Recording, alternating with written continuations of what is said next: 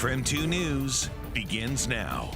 Thank you for joining us on KREM 2 Plus. I'm Tim Pham. This is your KREM 2 News Week in Review. Join us as we take a closer look at some of the biggest stories in the Inland Northwest this past week.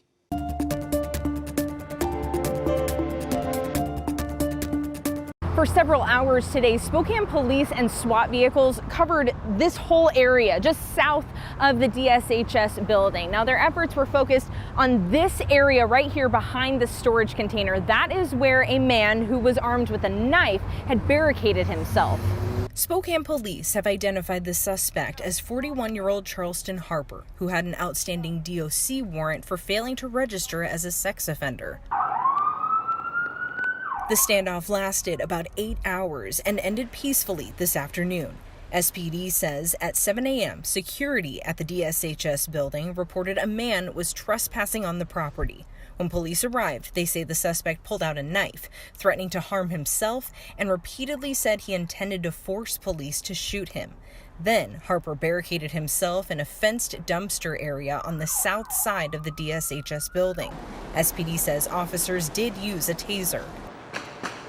A mental health professional and hostage negotiator were on scene with police to help de-escalate the situation and avoid a violent confrontation. SPD reported no injuries. Now, during the standoff, you could hear officers over the loudspeaker commanding Harper to surrender. Eventually, Harper did surrender and police took him into custody this afternoon. He is now booked into Spokane County Jail with the following charges: second-degree assault, resisting arrest, and obstructing an officer. Harper is also a convicted felon. Amanda Rowley, KREM 2 News.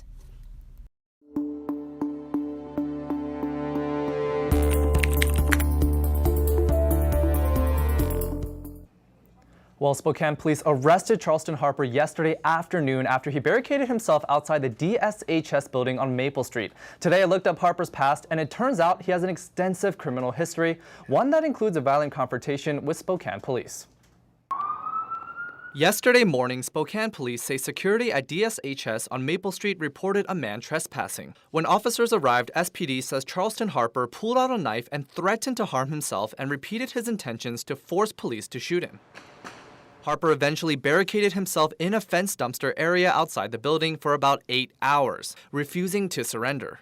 The standoff eventually ended peacefully and police took him into custody. The suspect is charged with second-degree assault, resisting arrest, and obstructing an officer. Police say he's a convicted felon, and we found out this isn't Harper's first standoff with Spokane police. This is Spokane police body camera from May 2016. Police confronted Harper outside a downtown Spokane bar because he was reportedly threatening people with a machete. Spokane County court documents say officers tried to get him to surrender the weapon, but he refused. They just shot him.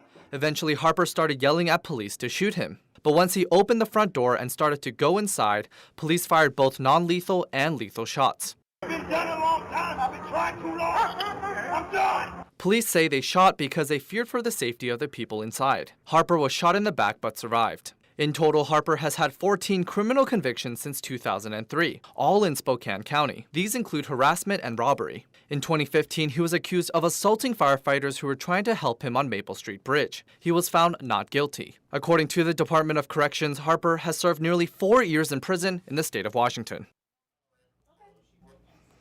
And since Harper refused to appear in court today, the court rescheduled his first appearance to tomorrow. Once he does, we expect to learn more about what happened during yesterday's standoff. In the newsroom, Nathan Hyun, KREM 2 News.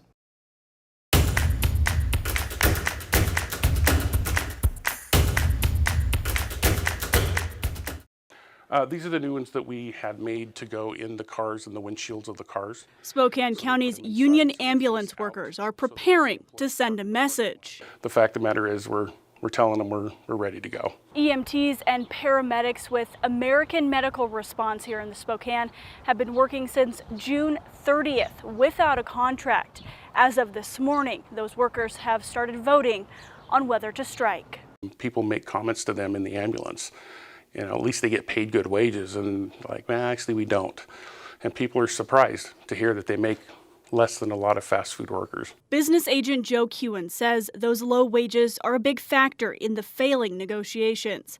Paramedics start at just over $22 an hour. EMTs like Kevin Morcom start out at $17.62. None of us got into this for the money. However, it'd still be nice to be able to either put something into savings or to not live paycheck to paycheck. Morcom says tensions are at an all-time high in an already stressful job as workers prepare to picket. One of the big takeaways from last week was we're paid $17.62 to watch someone die. Across Spokane County, 44 ambulances run an average 440 calls every day. Kewen says if union workers strike, that could shrink or slow services significantly. They may be able to staff 2 or 3 ambulances, with management and, people like that. But it's nowhere near enough to adequately run Spokane County. A spokesperson with AMR tells KREM 2 the company's goal is a middle ground with a market-comparable agreement that also ensures a financially sustainable system for the future. Another 2 strike votes will happen Thursday. A federal mediator is also stepping in next week to see if a compromise can be reached. That's the goal. Nobody wants to go on strike. Shannon Mowdy, KREM 2 News.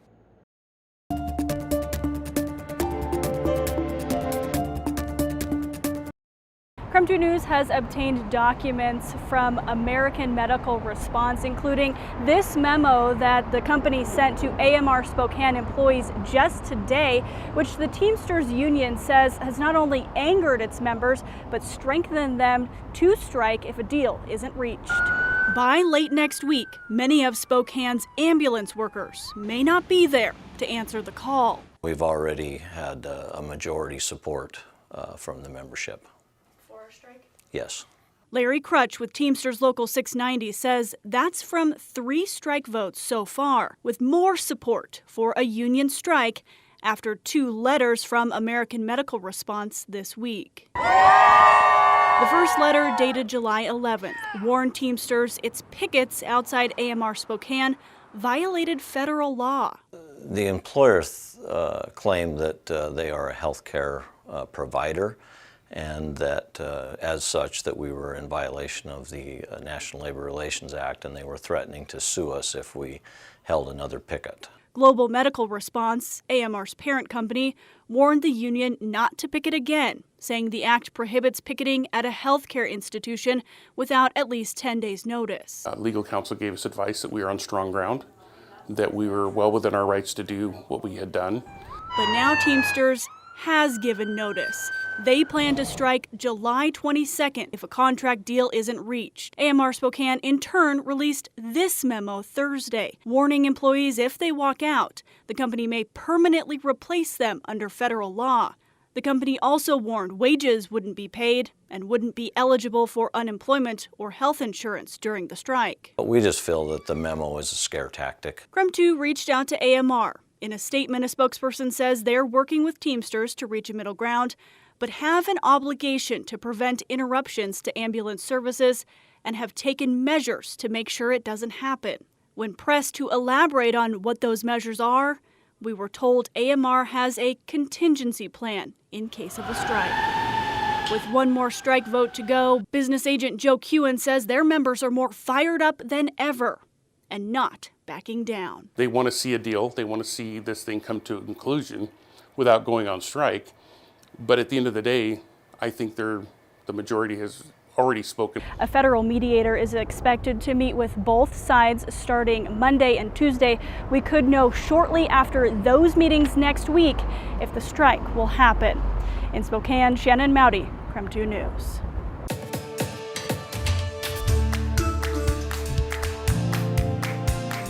Well, this report tracks everything from rapes to robberies to vehicle theft. Last year, murders across the state reached an all-time high. However, the murder rate is still lower than it was in 1994. A report this week from the Washington Association of Sheriffs and Police Chiefs shows violent crimes increased nearly 9% across the state of Washington in 2022. The state documented 394 murders last year, the highest number recorded since WASPC began collecting data in 1980. And you can see that sharp upward trend starting in 2019. that we were hoping would begin to trend downward in 2022. It did not. But WASPC Executive Director Stephen Strachan says context is important. Washington's population has grown. We talked about this last year, but I want to be clear. The murder rate, in other words, the incidents per thousand when you factor in population, is still slightly lower than it was in 1994. That's not good news. It's just, I want to be very clear that the murder rate was slightly higher in 1994 when there was a very, very high rate of homicides. Last year, car thefts increased 34% across the state. Is more than 12,000 more cars were stolen in 2022 than in 2021. More than 134,000 people were arrested in Washington. 16.4% of all arrests were DUI related. According to the report, an estimated $669 million worth of property was reported stolen in 2022, with an estimated $180 million recovered. The Spokane Police Department reported $24 million in stolen property, with $60,000 worth recovered. When it comes to aggravated assault, the state crime rate per 1,000 people was 2.5.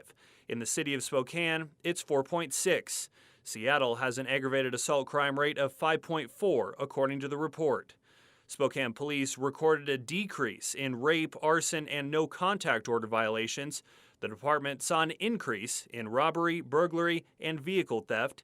18 people were murdered in 2022 compared to 15 in 2021. Now, all of this information will be shared with the FBI, and that'll become part of their national crime report, which should be published this fall. Now, you can read the entire 583-page document. Just search for this story on KREM.com.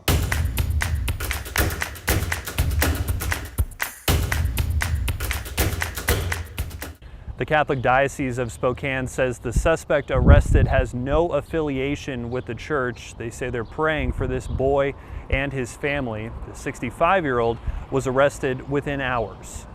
Court documents show a 4-year-old boy was attending Vacation Bible School at Our Lady of Lourdes Church on the morning of June 30th. His mom took him to a bathroom in the basement of the church and waited outside. 15 minutes after leaving the restroom, the boy told his mom something happened. He said a man touched him inappropriately. Police were called to the church and immediately started looking at their security cameras. Court docs show they saw a man in his 60s walk down the stairs to the bathroom just after 7 a.m. He stayed there for nearly 2 hours until the boy went to use the bathroom. That man is then seen leaving right after the boy and his mom, according to court docs. Police identified the suspect as 65-year-old Lenny Luck. Officers say he matched the person seen on video and the description provided by the child. Officers found him within hours near the Ridpath Apartments and arrested him. Luck is a 5-time felon and was previously convicted of first-degree statutory rape and indecent liberties. Luck did not know the boy or his family. For this type of crime, police say suspects are not typically strangers. We checked with the department, and out of the 850 child molestation cases reported between 2017 and this year, 25, or 3% of suspects, were considered strangers. In a statement to KREM 2, the Catholic Diocese of Spokane said it is, quote, deeply saddened by the evil act that has occurred on the grounds of our cathedral. The offender has no affiliation with our church and has caused great harm to our community. We're grateful that the cathedral staff and law enforcement moved swiftly in reporting, identifying, and ultimately arresting the offender within hours. The cathedral continues to partner with law enforcement to monitor individuals on our grounds who do not intend to worship in an effort to keep our cathedral open and hospitable to God's people in downtown Spokane. Please join us in praying for all individuals and family members involved. Luck has pleaded not guilty to first-degree child molestation. His trial is expected to begin this September. If convicted, he could spend the rest of his life in prison. Reporting in downtown Spokane, Kyle Simchuk, KREM 2 News.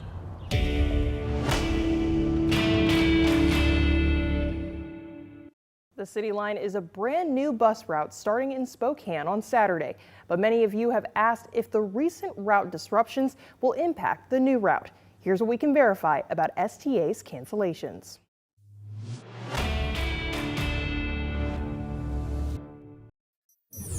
John writes he's received cancellation alerts from STA. wanting to know if it's because of a driver shortage and if the new City Line will result in more cancellations. Let's verify. Our source is the Spokane Transit Authority. Chief Communications Officer Brandon Rapez-Betty says STA has been working on the City Line for 10 years. We're ready to go and we're excited to deliver City Line. The new 6-mile route will feature zero-emission, battery-powered electric buses. Each bus is 60 feet long and allows boarding on both sides. This brand new technology means operators need time behind the wheel to train. Rapez-Betty says that training caused several trip cancellations. In order to train an employee, you have to pull them out of their regular work. And so during that few-week period during the month of June, we saw more service cancellations than we have in the past few months. But those service cancellations were limited to anywhere from 1% to 2%, and it was usually a couple of days of the week. So we've really reduced it as much as we can to reduce the impact on our customers and those needing public transit. STA says it's feeling the effect of labor force shortages, but it's working to close the gap. Rapez-Betty says a new class of drivers should have STA fully staffed by September. The worst is behind us in terms of the trip cancellations. We are 20 employees below where we need to be fully at budget. I think that if there are service cancellations, they will be very few and far between. So we can verify, no, the City Line will not cause future cancellations because drivers have completed training ahead of Saturday's launch. Riders can expect current routes and the new City Line route to provide service without disruption. The City Line will launch service this Saturday with celebrations at 5 different stops on the route. STA is also offering free rides on the new buses all day. In the studio, Janelle Finch, KREM 2 News.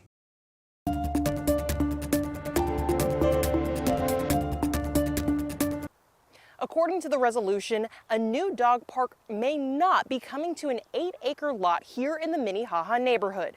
Nearby homeowners I spoke to today tell me they're glad to still have a dog in the fight. Driving on Upriver Drive, it's no secret how some people in the neighborhood feel about a new dog park. This particular spot is just not the right place for it. These no dog park signs echo the thoughts and feelings of Minnehaha homeowner Robert Pro. We're going to ruin this natural area. This ought to be in conservancy in here is what this ought to be, because it's a natural place. It hasn't been developed, and we hope that it won't be developed because there's all kinds of other creatures that live out here. Thursday, Pro and those also not in favor may end up getting what they want. Parks Director Garrett Jones says the Spokane Parks Board is set to consider withdrawing its previous approval of building a dog park near Minnehaha and Beacon Hill. For some reason, the formula is just not quite working, and that's okay. And so it's our recommendation as staff to the Park Board on Thursday to pause on additional new community-wide dog parks. A resolution says the development doesn't have support of the neighborhood, and its proximity to the Spokane River would require a smaller design. So the department is proposing the board consider investing in the current dog park at High Bridge instead. With a vote yes, immediately we're going to go right into design, because now it's really the factors of what type of improvements, the extent of those improvements. So long as Pro gets to keep the wildlife he loves. Moose, deer, coyotes, I mean there's all kinds of critters that live out here. He says he gives the Parks Department credit for hearing the community's concerns and taking them back to the board. Garrett Jones says the High Bridge Dog Park could see temporary closures for new construction and development, but that all rides on the board's vote tomorrow at its meeting at 3:30 p.m. From the Minnehaha neighborhood, Janelle Finch, KREM 2 News.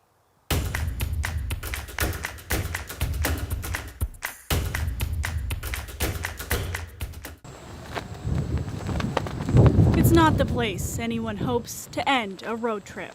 Let's go take a look. But this tow yard is where Paul Hetherington and Melissa Reckvey are trying to pick up the pieces after their car was stolen last month. Pieces. AFOL, adult fan of Lego. That are a foundation of Paul's life as a freelance Lego artist. The Vancouver, Canada pair were wrapping up a nationwide tour of Lego conventions when the car was taken, with some of his masterpieces inside. So the art inside the car, is really irreplaceable. A lot of these creations have been shown at multiple Lego conventions. Paul and Melissa were staying at the Ramada downtown when that car was taken early June 30th.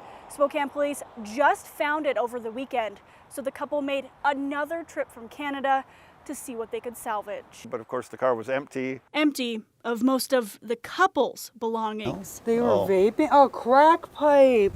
Left behind were remnants of someone else's life, but not the Lego sculptures, though some treasures. This is a miracle. There it is. I can't believe it. Were still there, including a metal project Melissa's son made. And we never thought we'd see it again. I mean, I wish I had my car, but I'll take this over my car any day. Though they're hoping for another miracle, the return of those missing art pieces. We figure sort of between $12,000 to $15,000 just in the Lego cost alone. You know, that doesn't count the 4 or 5 months that we spent, building these one-of-a-kind creations. Yeah, I don't plan to stop until I recover it. I'm hoping that the people who stole my car and all our stuff see this, and they just drop it off at a police station or drop it off somewhere. Shannon Mowdy, KREM 2 News.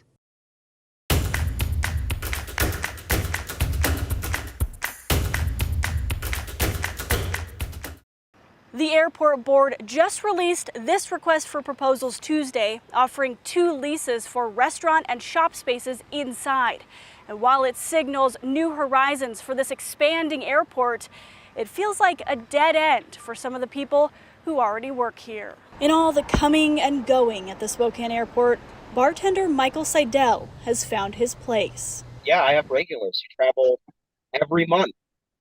And they always come in and they always order the same thing, sit down in their same spot, and I know what to expect and they know what to expect. But over the last few months, Seidel hasn't been so sure, as the airport's expansion project comes with changes for his job. I mean, I'm worried still. I have, this job is the best job I've ever had, really amazing medical benefits and wage benefits that we fought for in contract negotiations year after year. The airport board released a request for proposals for 2 vendors to take over leases on concession space in the terminal.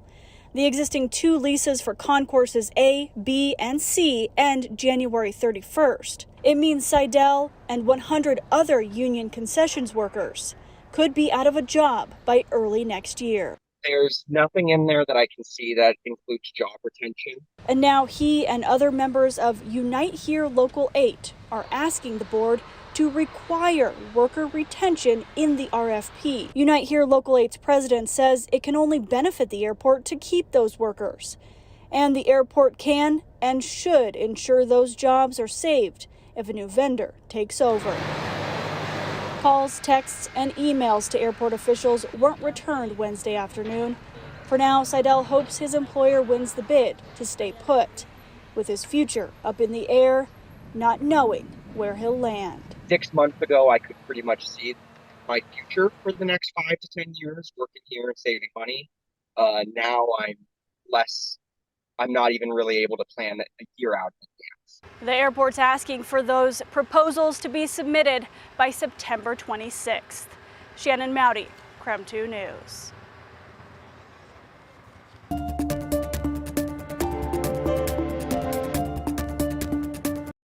It took nearly a year and a half to bring a homeless encampment that at one point had 600 campers here in the East Central neighborhood to a close. 1 month ago, the final camper moved off this plot of state-owned land, and plans for restoration began. It's been a year and a half since this land off of I-90 has looked like this. It's a vacant lot. The only difference, 24/7 security on site. Even with this, walking by today, you may not even know what this land used to hold. But people living in East Central haven't forgotten. Some people would ask about fentanyl. But one time last summer, there was somebody who actually walked in our house, and my boyfriend was like, who is that? And I was like, I don't know. It's been 1 month since the camp closed, and Alexis Petito says she hasn't missed her neighbors one bit. Since it's been gone, it's been a lot better, honestly, a lot better. The camp may be gone, but its history may live in the soil. Brian Overton with the Washington State Department of Transportation says the next step in restoration is hiring a contractor to test the soil. We've got a couple of contractors that we are working with, getting bids, and determining what that testing looks like, how many samples we're going to take, and then what remediation of the soil will look like following that testing. He says treating the site's past will play an important role in the site's future. Roughly in that area is where the northbound on-ramp to the North Spokane corridor will be from westbound I-90. He says security will continue to be on site in order to prevent people from moving back onto the land. And once a contractor is hired, the top layer of soil will be removed to be used for testing. Even though the camp may be gone, the money spent on the camp is continuing to grow. WSDOT says at this point, between fencing and security and other expenses, they've spent over $1 million taking care of this site. And with the soil still yet to be tested and a contractor still yet to be hired, that number is expected to grow. From the East Central neighborhood, Janelle Finch, KREM 2 News.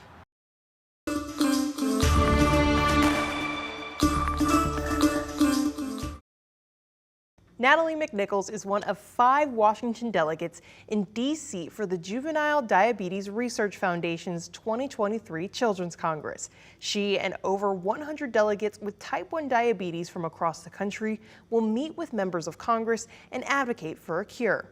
Today, I spoke to her and her mom about sharing her story at our nation's capital. While most kids will say they spent summer vacation at the lake or visiting grandparents, 8-year-old Natalie Mcnichols can say she spoke in front of Congress. I want to change diabetes and I want to get a cure. Natalie was selected as one of 160 delegates from across the country to attend the JDRF Children's Congress. Just 5 are from Washington. Dear Natalie, we are pleased to inform you Children's Congress is like something that diabetic kids can do, and they can talk to people and make laws, and they can try to help and try to help get us through. Natalie didn't have to look far to know what to expect as a delegate. She just had to ask her mom. I was diagnosed with type 1 in 1998. And then in 1999, I attended the first Children's Congress as a delegate. And I was her same age. I was also 8 at the time. Emily Mcnichols says type 1 diabetes has impacted her family and too many families around the world for there not to be a cure. How many generations before we can be done with this? How many times do we have to come? This is my family's 3rd time to Children's Congress. How many more before we find a cure? Natalie's advocacy won't end in D.C. She says she was selected to be the youth ambassador at Spokane's upcoming Inland Northwest JDRF Community Walk. I am going to cut the ribbon. The event raises awareness and money for the Research Foundation. The 3.2-mile walk is scheduled for 11 a.m. September 23rd at Riverfront Park. Natalie's mom, Emily, says this is an important year to be a part of the Children's Congress. The Special Diabetes Program is set to expire at the end of September, so Congress will have to meet to discuss renewing that program. The program provides $150 million every year for type 1 diabetes research. In the studio, Janelle Finch, KREM 2 News. Thank you for joining us here on KREM 2 Plus for a look at some of the biggest news stories of the past week. For the most current news throughout the weekend, you can watch our latest newscast right here on KREM 2 Plus. Just look for them in the bottom navigation menu. I'm Tim Pham. Thanks for watching.